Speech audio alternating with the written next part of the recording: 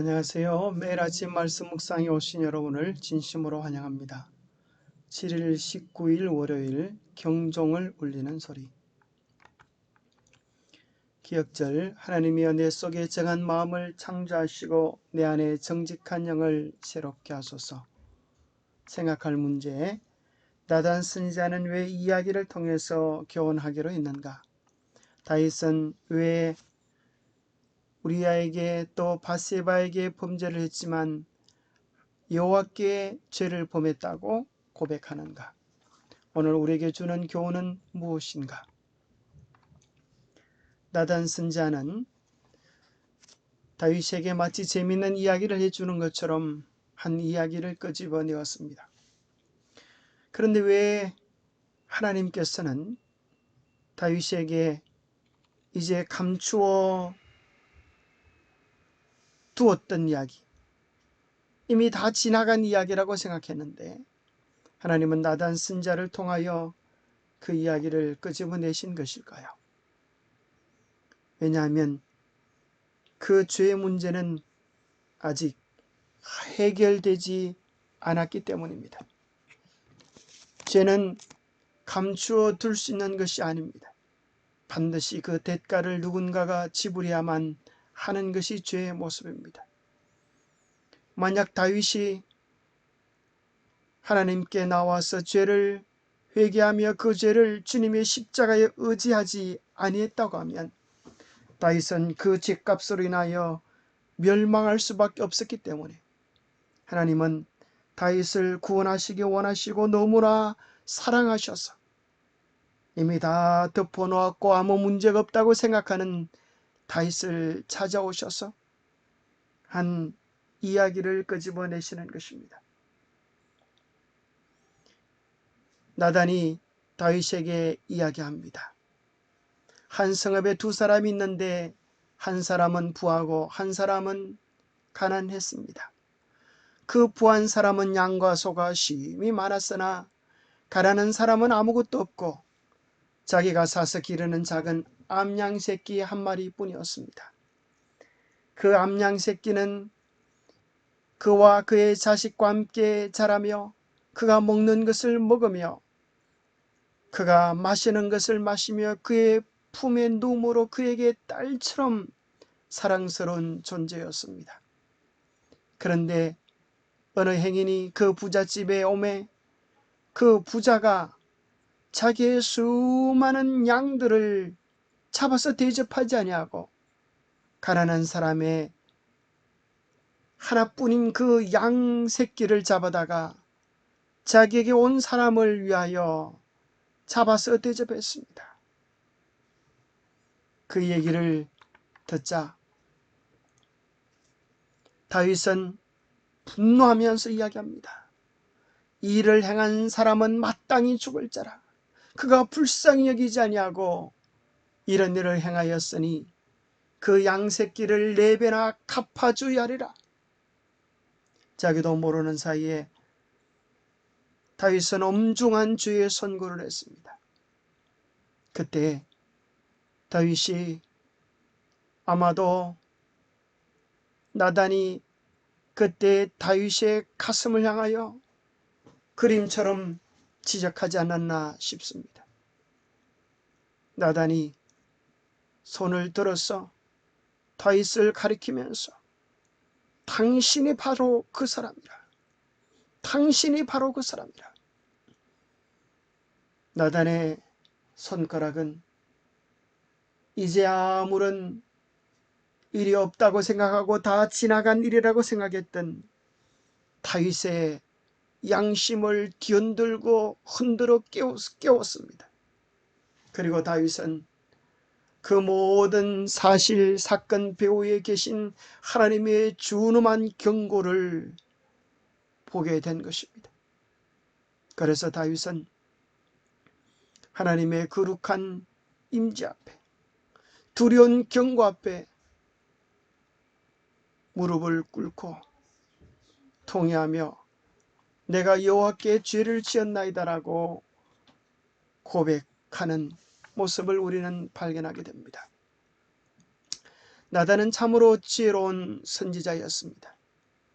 그가 어떤 말을 해야 할지, 또 어떻게 말을 해야 할지를 잘 알고 있었습니다.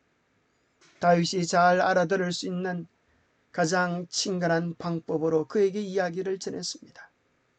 그는 왕이 되기 전 양치기였던 다윗이 공감할 수 있는 양치기에 대한 이야기를 끄집어내었습니다. 그는 다윗의 마음속에 있는 아직 수준 높은 정의감과 진실성을 잘 알고 있었습니다. 그러므로 어떻게 보면 나단은 다윗이 결코 빠져나갈 수 없는 방법으로 그의 잘못을 일깨워 준 것입니다. 다윗은 자신도 모르게 자신에게 사형 선고를 내렸습니다. 그때 나단은 당신이 그 사람이라고 불의론 같은 선고를 내린 것입니다. 한 가지 우리의 궁금함을 자아내는 것은 다윗은 왜 여호와께 죄를 범했다고 말했습니까? 그가 우리아를 죽이고 밧세바에게 간음을 범했는데 왜 그는 여호와를 더욱 그의 생각 속에, 입술 속에 고백한 것입니까?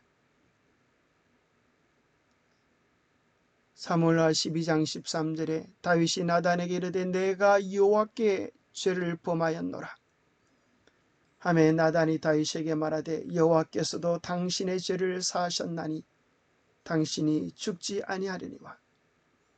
시편 51편 4절에 내가 주께만 범죄하여 주의 목전에 악을 행하였사오니 주께서 말씀하실 때에 의로우시다 하고 주께서 심판하실 때에 순전하시다 하리다. 다윗은 우리의 마음에서 참된 쉼을 빼앗아가는 죄가 무엇인지를 알았습니다. 그 죄는 결국 우리의 창조자 되시고 구원자 되시는 하나님을 모욕하는 행위인 것을 깨달았습니다. 우리가 죄를 짓게 되면 그 죄는 우리 자신과 다른 사람들에게 영향을 미칩니다. 그것은 우리의 가족과 교회도 불명예스러운 일이 됩니다. 하지만 궁극적으로 가장 큰 문제는 그 죄는 우리 하나님을 아프게 할 뿐 아니라 하나님을 불명예스럽게 할 뿐 아니라 골고다 언덕 위에 하늘을 향해 세워져 있는 십자가 위에 또 하나의 못을 받게 되는 것입니다. 다윗은 모든 인간 관계가 궁극적으로 하나님께로부터 시작되어졌고 궁극적으로 하나님 앞에서 맞춰진다고 하는 사실을 깨달았습니다. 하나님은 모든 관계의 시작이요 끝이었습니다. 아브라함에게 있어서 이삭은 그냥 사랑하는 아들이 아니라 하나님이 보내신 최고의 사랑의 선물이었습니다. 그래서 그 아이를 볼 때마다 자녀를 향한 사랑을 느꼈을 뿐 아니라 그를 지극히 사랑하시는 하나님의 사랑을 그 아들을 통하여 느낀 것입니다. 오늘 우리에게 주어지는 모든 관계는 우리를 향한 하나님의 선물입니다. 여러분의 자녀, 여러분의 남편, 아내, 하나님의 최고의 사랑의 선물임을 기억해야 할 것입니다. 우리가 그들에게 죄를 짓는 것은 궁극적으로 그 모든 관계를 허락해 주신 하나님께 죄를 짓는 것임을 다윗은 깨달았습니다. 오늘 우리에게 주는 교훈은 무엇입니까? 영감의 교훈은 이렇게 이야기합니다. 선지자 나단은 다윗에게 책망의 기별을 전하라는 명을 받았다.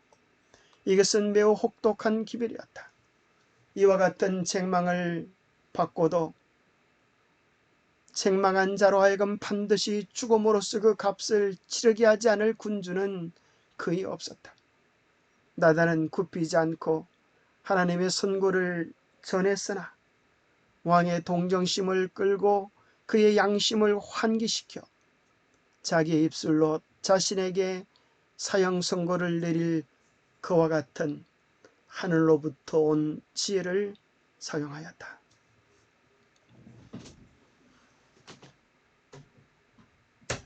우리도 무슨 일을 할 때, 무슨 말을 할 때 나단처럼 하늘의 지혜를 구할 필요가 있지 않겠습니까? 그럴 때마다 하나님은 꾸짖지 않으시고 우리에게 온전한 지혜를 주실 것입니다.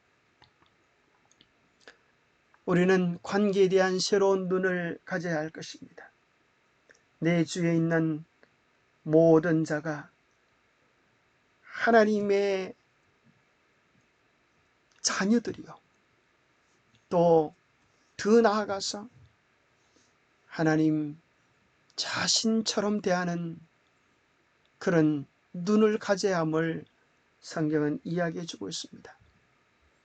마태복음 24장에는 재림의 징조가 나오고 25장에는 재림의 준비가 나오는데 그 마지막 비유인 양과 염소의 비유에서 궁극적으로 우리가 심판받는 그 내용은 우리의 믿음의 행위로 드러나는 우리 주위의 지극히 작은 자들에게 어떻게 대하느냐에 따라서 영원한 운명이 결정된다고 이야기해 주고 계십니다.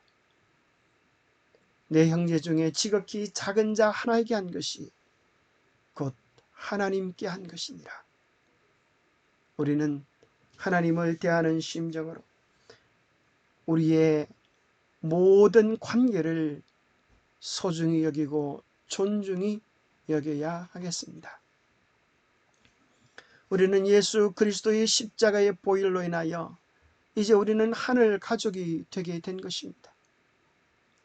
우리가 원래는 이방인이었지만 복음으로 말미암아서 예수 그리스도 안에서 함께 하늘의 상속자가 된 것입니다. 우리가 함께 예수 그리스도의 지체가 된 것입니다. 우리가 함께 약속에 참여하는 자가 된 것입니다. 여러분 기억하십시오. 한 지체는 희노애락을 함께 나누는 것입니다. 형제의 아픔이 나의 아픔이 되고 형제의 기쁨이 나의 기쁨이 되는 그런 마음을 주께서 주시도록 간구하면 좋겠습니다. 더 나아가서 오늘 교과를 통하여 하나님은 우리에게 이렇게 말씀하십니다. 다윗을 찾아간 나단의 이야기는 오늘 우리를 찾아오시는 하나님의 이야기입니다. 하나님께서 오늘 우리 각자를 향하여 이렇게 이야기하시는 것 같습니다. 무엇이 너의 죄를 멈출 경종이 될 수 있을까? 무엇이 나의 죄를 멈출 경종이 될 수 있을까요? 나단 선지자의 경고의 말씀인가요? 아니면 우리가 하나님께 온전히 순종할 때 얻을 하늘의 영광의 멸관인가요? 잃어버린 하나님의 품성을 회복할 것에 대한 영광스러운 도전, 하늘의 약속 당근인가요? 아니면 채찍인가요? 아니면 못을 뽑지만 못이 남긴 자국은 여전히 남을 수밖에 없는 것처럼 우리가 지은 죄는 용서함을 회개하고 고백하면 받을 수 있지만 우리의 삶을 망가뜨리는 그 죄의 자국들이 우리의 죄를 멈출 경종이 되는가요? 요셉에게 있어서 죄를 짓지 않을 경종은 그가 늘 하나님 앞에서 살아간다고 하는 코람데오의 정신이었습니다. 하나님 앞에서 나의 삶이 있습니다. 하나님의 눈이 나를 보고 계십니다. 하나님 몰래 죄를 지을 수 없고 하나님 몰래 눈물 흘릴 수 없고 하나님 몰래 기도할 수 없다고 하는 코람데오의 정신이 요셉을 붙잡아 주었습니다. 그런즉 내가 어찌 큰 악을 행하여 하나님 앞에서 죄를 지으리까? 이것이 요셉을 붙잡는 힘이었습니다. 또 베드로는 이렇게 이야기합니다. 죄의 유혹이 몰려올 때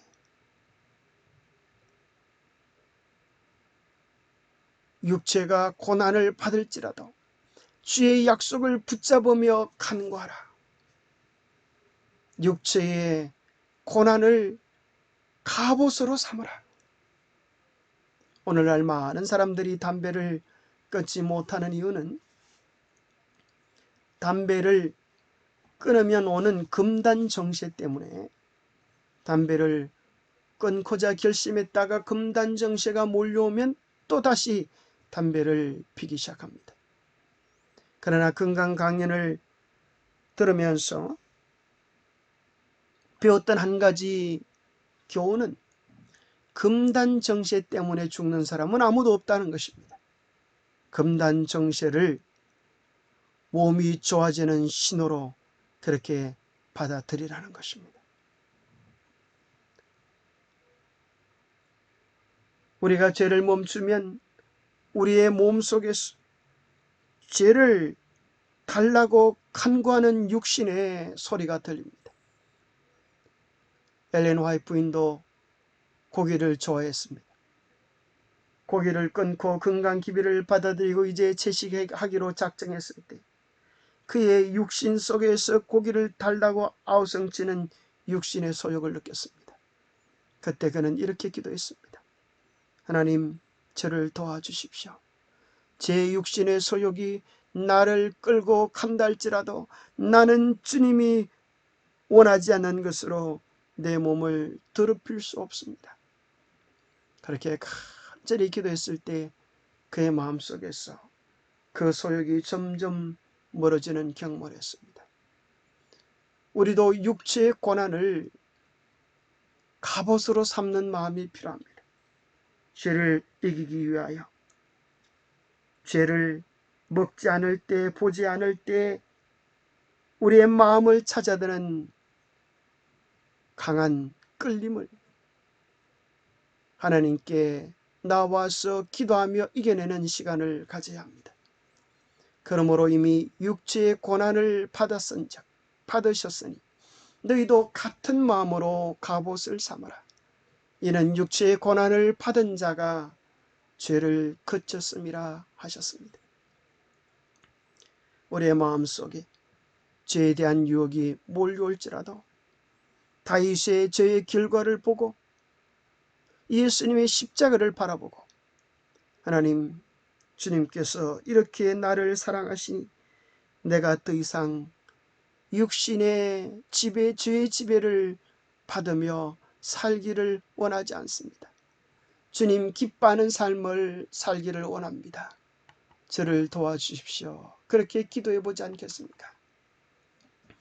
무엇이 우리의 죄를 멈출 경종이 되겠습니까? 때로 어떤 분에게, 아니 많은 분들에게 십자가를 바라보는 것은, 예수님의 십자가를 바라보는 것은 죄를 끊을 수 있는 큰 경종이 되어집니다.